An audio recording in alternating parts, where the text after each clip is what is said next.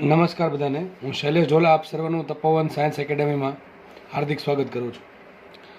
Last આપણે પ્રક્ષેપ ગતિ અને પ્રક્ષેપ ગતિ આધારિત દાખલાઓનો અભ્યાસ કરેલો છે. આજે આપણે પ્રક્ષેપ ગતિનો તમારે ચોપડીમાં જે દાખલો આપેલો છે એનો અભ્યાસ કરીએ. ચાલો, તો દાખલો છે એક્ઝામ્પલ 4.16. બરાબર. રકમ કે ગાઢ આપની છે કે ક્રિકેટનો કોઈ ખેલાડી દડાને 100 મીટર જેટલા મહત્તમ સમક્ષિતિજ અંતર સુધી ફેંકી શકે છે. આમાં ઘણું બધું કહી ગયા આપણને કે ભાઈ 100 મીટર જેટલા મહત્તમ સમક્ષિતિજ અંતર સુધી ફેંકી શકે છે. તો આ ખેલાડી આ દડાને જમીનથી ઉપર તરફ, આમ વાંચવાનું છે, આ દડાને જમીનથી ઉપર તરફ કેટલી ઊંચાઈ સુધી ફેંકી શકે. બરાબર. માનો કે તમારામાંથી કોઈકને કહેવામાં આવે અને દડો હાથમાં આપી દેવામાં આવે, તો જોયું કે ભાઈ કોઈ વ્યક્તિએ, કોઈ વિદ્યાર્થી દડો ફેંકો તો એ વધુમાં વધુ 100 મીટર જેટલો દૂર દડાને ફેંકી શકે. આનાથી વધારે દૂર દડાને ફેંકી શકતો નથી. તો ક્વેશ્ચન એમ છે કે આ જ વિદ્યાર્થી દડાને ઉપર તરફ ફેંકવો હોય, ઉપર તરફ, બરાબર, જમીનથી ઉપર તરફ ફેંકવું હોય તો વધુમાં વધુ કેટલી ઊંચાઈ સુધી ફેંકી શકશે, એવો દાખલો છે. ચલો, તો અહીંયા એક શબ્દ છે મહત્તમ સમક્ષિતિજ અંતર. એટલે ખબર પડી કે આપણને અવધિ છે, પણ અવધિમાં પછી કેવી છે? મહત્તમ અવધિ. કે વધુમાં વધુ અવધિ આ વિદ્યાર્થીના હાથ વડે વધુમાં વધુ અવધિ કેટલી મળે? 100 મીટર મળે. હવે આપણે અવધિ યાદ કરીએ. ચલો, સૂત્ર શું છે અવધિનું? તો આપણને ખબર છે સૂત્ર અવધિનું. આર બરાબર શું આવે? આર બરાબર આવશે v0² sin 2θ upon g. આવું આપણને સૂત્ર ખબર છે. બરાબર. અવધિ કોને કહેવાય? તો માનો કે આ પ્રમાણે પ્રક્ષેપ બધી થાય છે અને વસ્તુ છે એ v0 જેટલા વેગથી θ0 ખૂણે ફેંકવામાં આવે તો અવધિ આર આપણને આટલી મળશે. અહીંયા જે દડો પડશે, બરાબર છે, અથવા પથ્થર કે જે વસ્તુ પડશે એ હવામાં જેટલું અંતર કાપીને જમીન પર જ્યારે પડે ત્યારે જેટલું અંતર કાપશે જમીન પર, બરાબર છે, પહેલાં અહીંયા હતો ને હવે પહોંચી ગયો અહીંયા, તો જે અંતર કાપીને સિમ્પલ અવધિ કહેવાય. આટલા અંતરને કહેવાય અવધિ. હવે ક્વેશ્ચન એમ છે, સમજો, ચલો v0 હું ફિક્સ કરી દઉં. બરાબર. v0 ફિક્સ કરી દઉં તો મારા હાથમાં θ0 છે. હું કયા ખૂણે પદાર્થને ફેંકું કે પદાર્થ સૌથી દૂર જાય? વિચારો. હું શું કહું છું ધ્યાનથી સમજો કે v0² તો ફિક્સ કરી નાખો, આપણે g ફિક્સ કરી નાખો. તો તમે થીટા બદલશો ને, θ0 લખી નાખો અહીંયા, θ0 બદલશો તો પણ અવધિ બદલશે. તમે 30 ડિગ્રીના ખૂણે મૂકો, 35 ડિગ્રીના ખૂણે ફેંકો છો, 45 ડિગ્રીના ખૂણે ફેંકો, 60 ડિગ્રીના ખૂણે ફેંકો, 75 ડિગ્રીના ખૂણે ફેંકો, આમ અલગ અલગ ખૂણે પદાર્થને ફેંકો તો તમને અવધિ અલગ અલગ મળશે. કારણ શું? અરે અવધિના સૂત્રમાં જ ખૂણો આવે છે. બરાબર છે. તો હવે ક્વેશ્ચન એવો થાય, ધ્યાનથી સમજજો, ક્વેશ્ચન એવો થાય, આ ક્વેશ્ચન બહુ બધી વખત બોર્ડમાં પૂછાય છે. હવે ક્વેશ્ચન એવો થાય કે ભાઈ સર હું કયા ખૂણે ફેંકું કે અવધિ વધુમાં વધુ મળે? હું કયા ખૂણે ફેંકું કે જેથી અવધિ વધુમાં વધુ મળે? તમે જોઈ શકો છો અહીંયા, તમે ખૂણો બદલશો તો ભાઈ અવધિ બદલી જશે. ભલે એક વેગ એકનો એક રાખો, પણ ખૂણો બદલશો 30 ડિગ્રી, 13 ડિગ્રી, 15 ડિગ્રી, 36 ડિગ્રી, ટૂંકમાં કોઈ પણ ખૂણો, બરાબર, 0 થી લઈને 90 ડિગ્રી વચ્ચેનો કોઈ પણ ખૂણો હશે તમે, બરાબર છે, એમાં અલગ અલગ ખૂણા માટે અવધિ અલગ અલગ મળશે. તો ક્વેશ્ચન એવો થાય આપણને, સિમ્પલ ક્વેશ્ચન એવો થાય કે સર આ ખૂણો કેટલો હોવો જોઈએ કે જેથી અવધિ વધુમાં વધુ મળે? તો સિમ્પલ વસ્તુ છે. હું તમને એમ પૂછું કે સાઇન થીટાની વધુમાં વધુ કિંમત કેટલી? જુઓ, સમજો શાંતિથી. આપણે સાઇનનું સર્કલ ભણેલા છીએ, બરાબર છે. સાઇનની કિંમત અહીંયા 0 હોય, અહીંયા સાઇનની કિંમત 1 હોય, અહીંયા કિંમત પાછી 0 હોય, અહીંયા કિંમત -1 હોય. આપણે બધાને ખબર છે આ સાઇનનું સર્કલ છે, બરાબર છે. તો જેમ જેમ જેમ પહેલા ચરણમાં ઉપર જશું એમ સાઇનની કિંમત વધુમાં વધુ 1 આવે. કેટલી આવે? વધુમાં વધુ 1 આવે. તો વિચારો, સાઇનની અંદરનો ખૂણો, જો તમે સમજો, તમે થીટા કંઈક એ ટાઈપનું એડજસ્ટ કરો. હવે આપણને ખબર છે કે સાઇનની કિંમત કોની વચ્ચે આવે? 0 થી 1 ની વચ્ચે આવશે. આપણે પહેલા ચરણની વાત કરીએ, ખૂણો 0 ડિગ્રીથી 90 ડિગ્રી રાખીએ, ખૂણો 0 ડિગ્રીથી 90 ડિગ્રી રાખીએ પ્રક્ષેપ કોણ, બરાબર છે. પ્રક્ષેપ કોણ 0 ડિગ્રીથી 90 ડિગ્રી હોય નોર્મલી, બરાબર. હવે ખૂણો પ્રક્ષેપ કોણ 0 થી 90 વચ્ચે હોય એમાં આપણને ખબર છે સાઇનની કિંમત કેટલી મળે? 0 થી લઈને 1 ની વચ્ચે. હવે તમે સમજો, સાઇનની કિંમત જેટલી મોટી એટલો અંશ મોટો. સમજો શાંતિથી, સાઇનની કિંમત જેટલી મોટી એટલો અંશ મોટો. અંશ મોટો એટલે જવાબ મોટો, એટલે અવધિ મોટી. જો કોઈ વસ્તુ છેદમાં હોય ને તો છેદ જેમ જેમ મોટો થાય એમ જવાબ ઘટતો જાય, અને અંશ જેમ જેમ મોટો થાય એમ જવાબ વધતો જાય. સિમ્પલ વસ્તુ છે. તો મારે અવધિ વધારવી હોય તો મારા હાથમાં બે વસ્તુ છે, એક તો v0 છે ને એક ખૂણો છે. હવે v0 ચલો અચલ રાખીએ તો વધુ શું? ખૂણો. હવે ખૂણાને આપણે એ ટાઈપનું એડજસ્ટ કરવાનું છે કે અવધિ વધુમાં વધુ મળે. હવે એના માટે શું કરવું પડે? મારે સાઇનની કિંમત વધુમાં વધુ મળવી પડે. કારણ શું? સાઇન 2θ આપણે પછી અંશમાં છે. અંશ જેટલો મોટો આવે અંશનો જવાબ જેટલો મોટો આવશે એટલો જે આર અવધિ છે એ મોટી આવશે. તો હવે આપણે વિચાર કરવાનો એવો રહ્યો છે કે ભાઈ સાઇનની કિંમત વધુમાં વધુ કેટલી આવે? તો સિમ્પલ, આપણે ખબર છે સાઇનની કિંમત વધુમાં વધુ આવે 1. કેટલી આવે? વધુમાં વધુ 1 આવે. સાઇનની કિંમત ઓલવેઝ કેટલી હોય? પહેલા ચરણમાં 0 થી લઈને 1 ની વચ્ચે. બરાબર છે? તમે થીટા 0 0 મૂકો તો સાઇન 0 0 થઈ જશે. બરાબર? 2 ગુણ્યા 0 0 થઈ જશે. હવે વિચારો, લખું છું તમારે સમજણ માટે. અવધિ આર મહત્તમ મેળવવા માટે સાઇન 2 થીટા 0 બરાબર વધુમાં વધુ મેળવે. ચલો આપણે કંઈક એવો ખૂણો પસંદ કરીએ કે આની કિંમત વધુમાં વધુ થઈ જાય. વધુમાં વધુ થાય કેટલી? 1 થાય, એનાથી વધારે થાય નહીં.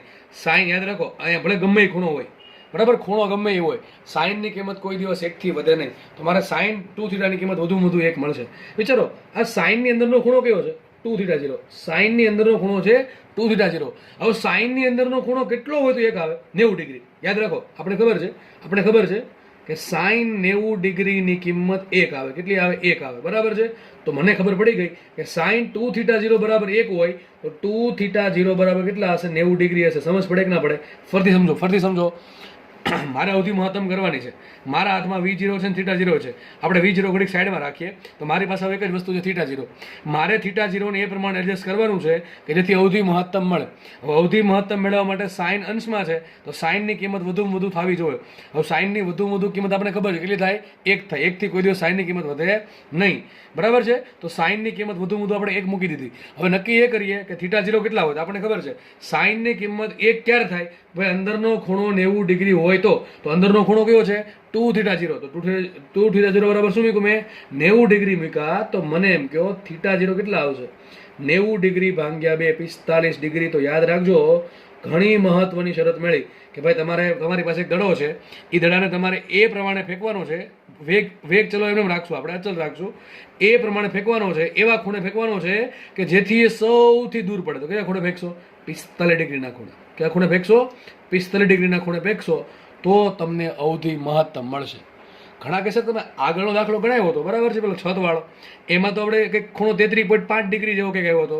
અરે વાલા, એમાં પ્રોબ્લેમ એ હતી કે આપણે 45, જો એમાં કંઈક આવું હતું કે દડો છે ને આપણે 33 પોઈન્ટ સમથિંગ કંઈક આવ્યું, લગભગ 33.6 ડિગ્રી જેવું આવ્યું હતું. 33.6 ડિગ્રી ફેંકીએ ને તો દડો અહીંયા અટકી જતો હતો. હવે આપણે મારે ફેંકવો તો 45 ડિગ્રી જ છે, પણ પ્રોબ્લેમ એમ છે કે હું 45 ડિગ્રીએ ફેંકીશ ને તો દડો અટકી જશે. કોને? છતને. તો દડો અહીંથી નીચે આવી જશે. પણ મારે શું કરવાનું હતું? દાખલામાં, આગળના દાખલામાં ચોખ્ખું કીધું હતું કે દડો છે એ છતને અથડાયા વગર દૂર જવો જોઈએ. બરાબર? તો અવધિ કેટલી મળે? એટલા માટે ત્યાં પ્રોબ્લેમ એ હતી કે હું 45 ડિગ્રીના ખૂણે ફેંકી શકતો નહોતો. બરાબર છે કે નહીં? પણ અહીંયા તો આખું આકાશ ખુલ્લું પડ્યું છે, અહીં થોડી છત છે. બરાબર? એટલે મારે વિચાર યાદ રાખજો, આ બહુ આઈએમપી સ્ટેટમેન્ટ છે કે મારે અવધિ મહત્તમ મેળવવી હોય તો મારે પદાર્થને, બરાબર છે કે પદાર્થને મારે સૌથી દૂર મોકલવો હોય તો 45 ડિગ્રીના ખૂણે એને ફેંકવો જોઈએ. બરાબર છે? ક્રિકેટમાં છે ને શોટ લાગે ને, મને કે વેગ ઓછો હોય ને તો ઘણી વખત 6 હોય જાય. કારણ એ છે કે દડો બેટ સાથે 45 ડિગ્રીના ખૂણે અથડાય ને શોટ લાગે ને તો દડો સૌથી દૂર જાય. બરાબર? આ રીઝન છે. તમે 45 કરતાં ઓછો ખૂણો રાખશો તોય અને 45 કરતાં વધારે ખૂણો રાખશો ને તોય અવધિ હંમેશા આના કરતાં ઓછી જ મળશે. જેટલી અવધિ 45 ડિગ્રીના ખૂણે મળશે એટલી અવધિ બીજા કોઈ પણ ખૂણા માટે મળે નહીં. ખૂણો પછી 45 થી વધારે હોય કે ઓછો હોય. તો યાદ રાખો, લખજો, ખાસ યાદ રાખજો કે અવધિ, તો લખી નાખો, મહત્તમ અવધિ મેળવવા માટે પ્રક્ષિપ્ત કોણ કેટલો હોવો જોઈએ? થીટા 0 બરાબર 45 ડિગ્રી હોવો જોઈએ. આવો તમને પ્રશ્ન બોર્ડમાં પૂછાય MCQમાં કે અવધિ મહત્તમ મેળવવા માટે ખૂણો કેટલો હોવો જોઈએ? 45 ડિગ્રીના ખૂણે. બરાબર? હવે આપણે આ તો ચલો, આ તમને મેં દાખલામાં સમજવા માટે ભેગું કર્યું છે. જો મેં તમને પહેલાં કીધું હતું NCERT દાખલા છે ને બહુ ઓલા આપ્યા છે. ટૂંકમાં એક દાખલામાં ઘણું બધું મારે સમજાવવું પડે એવા દાખલા છે. બરાબર? જો વિચારો, આપણે એક શબ્દ સમજવા માટે આટલી બધી માથાકૂટ કરી. સમજ પડે કે નહીં? હવે આપણે દાખલામાં જઈએ. ચલો, દાખલો શું કહે છે? ક્રિકેટનો કોઈ ખેલાડી દડાને 100 મીટર જેટલી મહત્તમ સમક્ષિતિજ અંતર સુધી ફેંકી શકે છે. જો મને 100 મીટર અંતર આપી દીધું છે, મને એમ કહી દીધું મહત્તમ અવધિ છે, તો મને મહત્તમ અવધિ હોય તો ખૂણો કેટલો હશે? 45 ડિગ્રી હશે. તો મને વેગ મળે કે ના મળે? ચલો, વેગ મને મળી જશે. બરાબર છે? તો ક્વેશ્ચન એમ છે, આ જ ખેલાડી આ દડાને જમીનથી કેટલી ઊંચે સુધી ફેંકી શકે છે? દાખલો આપણે નેક્સ્ટ પેજમાં ગણું છું. રકમ વાંચીને આપણે લખતા જઈએ. ચલો, રકમમાં મને એમ કીધું છે કે કોઈ ખેલાડી લઈ લો, બરાબર, ક્રિકેટનો કોઈ પ્લેયર છે, એ વધુમાં વધુ આટલો દડો દૂર ફેંકી શકે. કેટલો? 100 મીટર સુધી. એના હાથની તાકાત જ નથી એટલી. કે આનાથી વધારે દડો છે એ દૂર ફેંકી શકે, બરાબર, પહેલી પીચ પડે ત્યાં સુધીમાં કેટલું દૂર કાપી શકે? વધુ 100 મીટર. તો કંઈક આવું આપણને આપ્યું છે કે ખેલાડી છે, ધારો કે એ V0 જેટલા વ્યક્તિ દડાને ફેંકે છે. કેટલા વ્યક્તિ ફેંકે છે? સપોઝ કે V0 જેટલા વ્યક્તિ દડાને ફેંકો, θ0 ખૂણે, સૌથી મહત્તમ છે R મેક્સિમમ, ટૂંકમાં વધુમાં વધુ કેટલું દૂર ફેંકી શકે? 100 મીટર, બરોબર કે નહીં? તો θ0 કેટલો હશે? 45 ડિગ્રી. બસ આ સમજાવવા માટે મેં તમારી 9 મિનિટ બીજી લીધી. કઈ? કે ભાઈ અવધિ મહત્તમ જોઈતી હોય તો ખૂણો 45 ડિગ્રીનો હોવો જોઈએ. 45 થી ઓછો હોય તો નહીં ચાલે અને વધુ હોય તો નહીં ચાલે, બરાબર છે? તો રકમ આમ ચોખ્ખું કીધું છે કે ખેલાડી છે એ દડાને વધુમાં વધુ 100 મીટર જેટલી મહત્તમ સમક્ષિતિજ અંતર સુધી મૂકી શકે. સૂત્ર શું અવધિનું? તો સિમ્પલ અવધિ સૂત્ર શું છે? R બરાબર V0 સ્ક્વેર sin 2θ0 છેદમાં g. એમાં લખીએ R મેક્સિમમ મેળવવા માટે શું હોવું જોઈએ? θ0 બરાબર 45 ડિગ્રી હોવા જોઈએ. તો મૂકે કિંમત. ચલો તો લખશું આપણે R મેક્સિમમ બરાબર શું આવશે? V0 square sin 2 into theta કેટલા મૂકશું? 45 ડિગ્રી છેદમાં આવશે g. તો વધી આગળ એ આવશે R મેક્સિમમ બરાબર, જો શું થઈ જશે? સાઇન 2 ગુણ્યા 45. તો 2 ગુણ્યા 45 દુ 90, તો આવશે સાઇન 90. અને આની કિંમત કેટલી થઈ જશે? સાઇન 90 ની કિંમત થઈ જશે 1. તો સમીકરણ શું બનશે? V0 સ્ક્વેર છેદમાં g. તો યાદ રાખો મહત્તમ અવધિ છે એ કોના પર ડિપેન્ડ કરે? માત્ર ને માત્ર વેગ પર. કોના પર? પ્રક્ષિપ્ત અથવા પ્રારંભિક વેગ પર. હવે R મેક્સિમમ કેટલા આપ્યા? વધુમાં વધુ 100 મીટર. ટૂંકમાં જે ખેલાડી છે એની હાથની જે તાકાત છે, બરાબર, ટૂંકમાં પ્રારંભિક વેગ આપવાની તાકાત કેટલી છે? 100 મીટર સુધીની છે. તો આપણે મૂકીએ V0 સ્ક્વેર છેદમાં g. તો આ g એક કામ કરીએ 100 વડે ગુણી નાખીએ, બરાબર છે? તો V0 સ્ક્વેર બરાબર શું આવશે? લખી દઈએ V0 સ્ક્વેર બરાબર 100 ગુણ્યા g. હવે તમે g બરાબર 9.8 લઈ લો તો ચાલશે અને 10 લે તો ચાલશે. કામ કરીએ આપણે 9.8 જ લઈ લઈએ, બરાબર છે? તો g બરાબર શું મૂકો? g બરાબર મૂકો 9.8 મીટર પર સેકન્ડ સ્ક્વેર. અને 9.8 ગુણ્યા 100 થશે 980. કેટલો આવશે? 980. તો મને મળી ગયો શું? V0 square. V0 સ્ક્વેર મને મળ્યા 980. હવે તમારે જો જોવું હોય તો આનું વર્ગમૂળ કાઢશો તો V0 સ્ક્વેર બરાબર 980 હોય તો V0 નું વર્ગમૂળ આવશે, સોરી 980 નું વર્ગમૂળ શું આવે?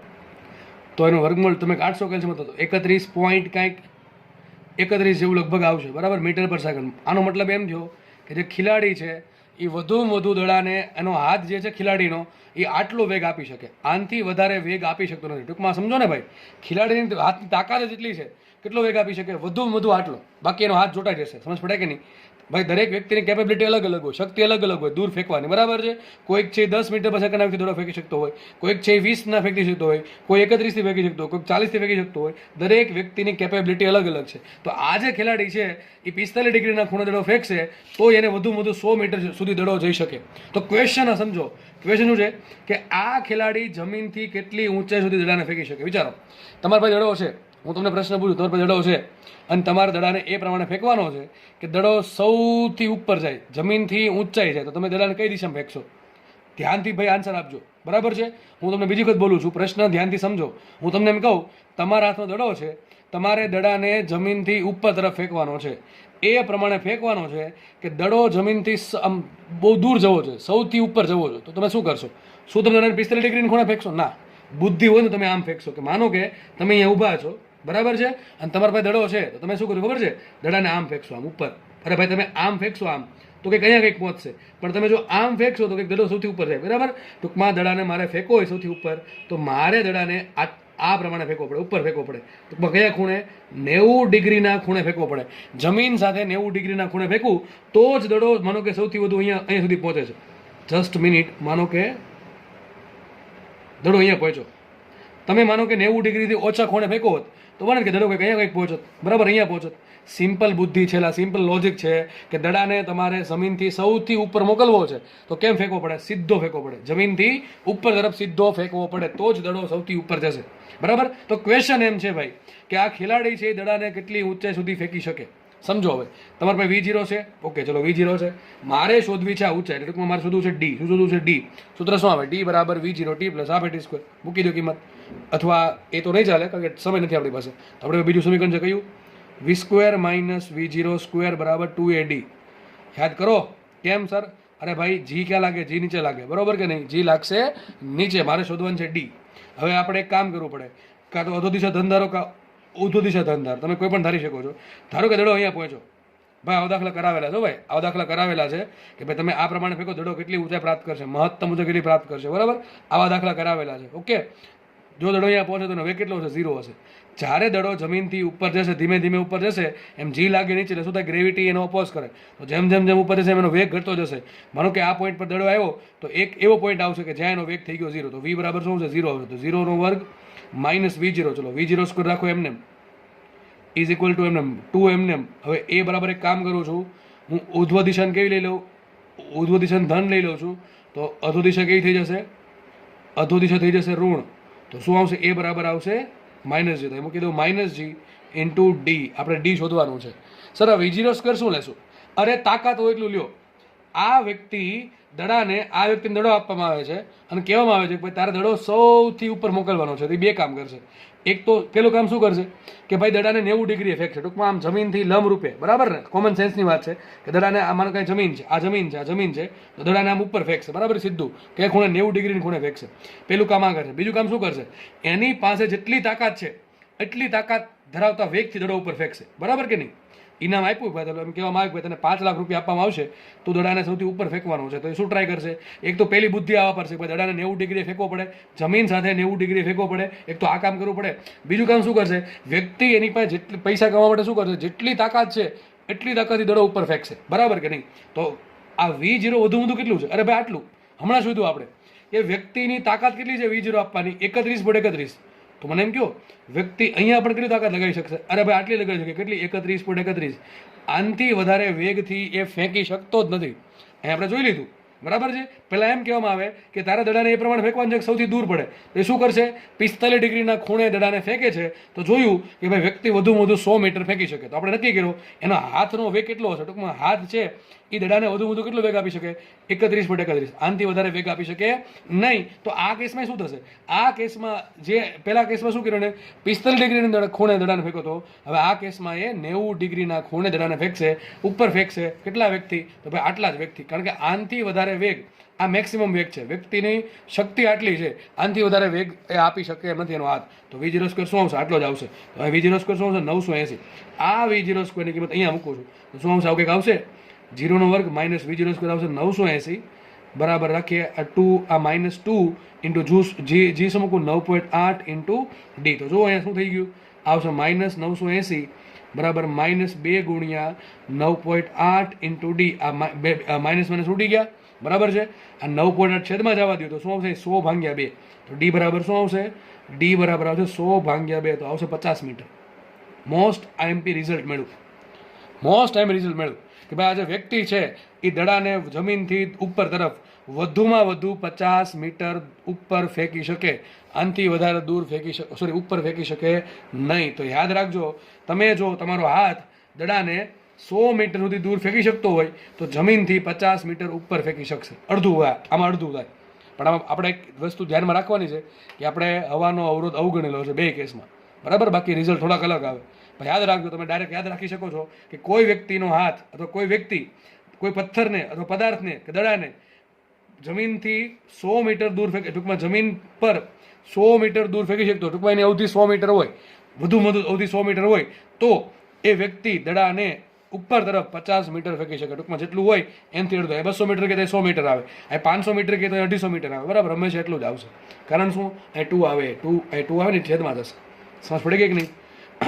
અવધિ સૂત્રમ શું આવે? v0 સ્ક્વેર બાય જી આવે. અહીં સૂત્રમ શું આવે? v0 સ્ક્વેર બાય 2g આવે. અહીં ખાલી v0 સ્ક્વેર બાય જી આવે. અહીં શું આવે? ખાલી v0 સ્ક્વેર બાય જી. વિચારો, ડી તમે ડીને કરતા બનાવો, બરાબર? કોને કરતા બનાવો? ડીને. સૂત્ર શું આવશે? v0 સ્ક્વેર બાય 2g આવશે. એક સૂત્ર શું આવશે? v0 square by 2g. અહીંયા શું આવશે? v0 સ્ક્વેર બાય જી. એટલે અહીંયા અડધું થઈ જશે, બરાબર? આ બેના કારણે. સમજ પડે કે ન પડે? તો બસ બહુ સિમ્પલ દાખલો છે, પણ ઘણું બધું સમજવાનું છે આમ. ભાઈ દાખલા ગોખશો તો પ્રોબ્લેમ જ છે, નહીં સેટિંગ આવે, સેટિંગ જ નહીં આવે, બરાબર? એટલે દાખલા ગોખવાના નથી કોઈને. નેક્સ્ટ વસ્તુ ભણીએ આપણે. ચલો, નેક્સ્ટ ટોપિક છે આપણો આ ચેપ્ટરનો છેલ્લો ટોપિક, નિયમિત વર્તુળાકાર ગતિ વિશે માહિતી આપો. તો તમને એમ પૂછાય કે નિયમિત વર્તુળાકાર ગતિના સમીકરણોની તારવણી કરો. બધા ક્વેશ્ચન સરખા જ છે, બરાબર? ચલો આપણે પહેલાં સમજીએ નિયમિત વર્તુળાકાર ગતિ કોને કહેવાય. તો સમજીએ પહેલાં એક વ્યાખ્યા લખી નાખું. જ્યારે પદાર્થ અચળ ઝડપથી વર્તુળાકાર માર્ગે ગતિ કરતો હોય તો તેવી ગતિને શું કહેવાય? નિયમિત વર્તુળાકાર ગતિ કહે છે. તેવી ગતિને શું કહેવાય? નિયમિત વર્તુળાકાર ગતિ. લખીએ આગળ. આ ગતિમાં પદાર્થનો વેગ આપેલ બિંદુએ અથવા આપેલ સમયે વર્તુળાકાર માર્ગને દોરેલા સ્પર્શકની દિશામાં હોય છે. આ ગતિમાં પદાર્થનો વેગ આપેલ બિંદુએ વર્તુળાકાર માર્ગને દોરેલા સ્પર્શકની દિશામાં હોય છે. વેગનું મૂલ્ય એટલે કે ઝડપ અચળ રહે છે, પરંતુ વેગની દિશા સતત બદલાશે. આથી નિયમિત વર્તુળાકાર ગતિમાં ઝડપ અચળ છે, પરંતુ વેગ અચળ નથી. બહુ મહત્વની વાત છે. હવે આપણે બધાએ છે ને લગભગ તમે લોકોએ પેલા મોતના કૂવામાં પેલી બાઇક ચાલતી હોય ને જોયું હશે, બરાબર છે? અથવા માનો કે આપણે વર્તુળ દોરેલા છે, બરાબર છે? માનો કે કોઈ વ્યક્તિ છે અથવા કોઈ વસ્તુ છે, બરાબર, કોઈ ગાડી છે. આ એક વર્તુળાકાર માર્ગ છે, એના પર માનો કે એક જ સ્પીડે જાય છે. ધારો કે એની સ્પીડ અને માનો કે બાઇકમાં સ્પીડ છે 30ની, તો વર્તુળાકાર માર્ગે દરેક જગ્યાએ 30-30ની સ્પીડ હોય. હું ઝડપની વાત કરું, કોઈ વાત કરું ઝડપની. તો આવી ગતિ જે છે ને સિમ્પલ નિયમિત વર્તુળાકાર ગતિ કહેવાય. તો વ્યાખ્યા વાંચો. શું છે વ્યાખ્યા? જો, બે વસ્તુ છે આમાં. એક તો ઝડપ અચળ રહેવી જોઈએ અને માર્ગ કેવો હોવો જોઈએ? વર્તુળાકાર. બસ આવી ગતિ થતી હોય તેને શું કહેવાય? નિયમિત વર્તુળાકાર ગતિ કહેવાય. હજી એક્ઝામ્પલ આપું તમને. માનો કે બધાએ મોતનો કૂવો કદાચ જોયો હોય, ન જોયો તો કંઈ વાંધો નહીં, બરાબર? યુટ્યુબમાં લખજો, આવી જશે. તો માનો કે અંદર પેલી બાઇક ચલાવતો હોય, બરાબર, બાઇક કે કાર કે જે પણ ચલાવતો હોય, એ જે કાર ચલાવે છે માનો કે વર્તુળાકાર માર્ગે ચલાવે છે, અને એ જે કાર તો બાઇકની જે સ્પીડ છે ને એકની એક સ્પીડ ચલાવે છે. સમજો કે ભાઈ કોઈ વ્યક્તિ છે અને આ રસ્તો છે, વર્તુળાકાર રસ્તો છે, બરાબર? આ રસ્તાની ત્રિજ્યા ધારો કે કેપિટલ આર, કેપિટલ આર. આ રસ્તો જે છે એની ત્રિજ્યા કેપિટલ આર છે. હવે આ રસ્તા પર કોઈ વ્યક્તિ બાઇક ચલાવે છે અને બાઇકની સ્પીડ છે એ 30ની છે, 30થી વધતી નથી, ઘટતી નથી, સતત ગતિ કરે છે. તો આવી જે ગતિ છે એ ગતિને કહેવાય નિયમિત વર્તુળાકાર ગતિ. તો જુઓ, જ્યારે પદાર્થ અચળ ઝડપથી વર્તુળાકાર માર્ગે ગતિ કરતો હોય ત્યારે ગતિને શું કહેવાય? નિયમિત વર્તુળાકાર ગતિ કહે છે. આગળ લખીએ. આ ગતિમાં પદાર્થનો વેગ આપેલ બિંદુએ વર્તુળાકાર માર્ગને દોરેલા સ્પર્શકની દિશામાં હોય છે. આ શું કહેવા માંગે છે? ધારો કે એક ડાયાગ્રામ દોરો નીચે, જસ્ટ ખાલી સમજો કે ગોળ છે આ, બરાબર છે? મને પદાર્થ અહીંયા છે અને ઝડપ કેટલી છે? 30ની છે. હવે ઝડપ છે, ઝડપને ખાલી મૂલ્ય હોય, બરાબર? ઝડપ અધિશ્રાસી છે, પણ વેગને બે વસ્તુ હોય, મૂલ્ય હોય, દિશા હોય. તો મારે આ બિંદુએ વેગ શોધવું, શું કરવું પડે? જસ્ટ ખાલી આ બિંદુએ દોર દો સ્પર્શક, બરાબર છે? બરાબર. તો આ શું થઈ ગયું? આ બિંદુએ વેગની દિશા થઈ ગઈ. વેગનું મૂલ્ય કેટલું? 30. કેટલું છે વેગનું મૂલ્ય? 30. અને ભાઈ વેગના મૂલ્યને ઝડપ કહેવાય, બરાબર કે નહીં? આગળ કીધેલું છે. માનો પદાર્થ અહીંયા પહોંચ્યો, તો આ પોઈન્ટ પર વેગ ક્યાં હશે? આ રીતે હશે. સ્પર્શક દોરવાનું મૂલ્ય કેટલું? 30નું જ તે. માનો પદાર્થ અહીંયા પહોંચ્યો તો વેગનું મૂલ્ય કેટલું? વેગનું મૂલ્ય કેટલું? 30નું. દિશા કઈ? સ્પર્શકની દિશામાં. માનો પદાર્થ અહીંયા પહોંચ્યો તો વેગનું મૂલ્ય ક્યાં?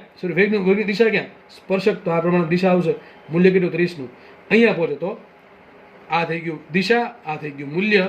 આ પોઈન્ટ પર પાછું દિશા આ રીતે, મૂલ્ય 30નું જ છે. તો જુઓ, દરેક પોઈન્ટ પર વેગનું મૂલ્ય અચળ છે. 30. આને શું કહેવાય? ઝડપ કહેવાય. આ શું કહેવાય? ઝડપ કહેવાય.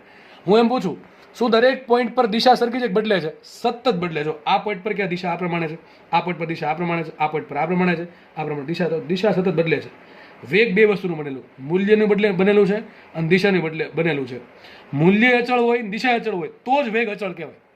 મૂલ્ય પણ અચળ હોય, દિશા પણ અચળ હોય. હું એમ કહું કે ભાઈ ગાડી છે આ પ્રમાણે જાય છે, આ દિશામાં જાય છે, કઈ સ્પીડે? 30ની સ્પીડે, બરાબર? ઘડીક પછી દિશા એની જ છે, ઝડપે 30ની છે.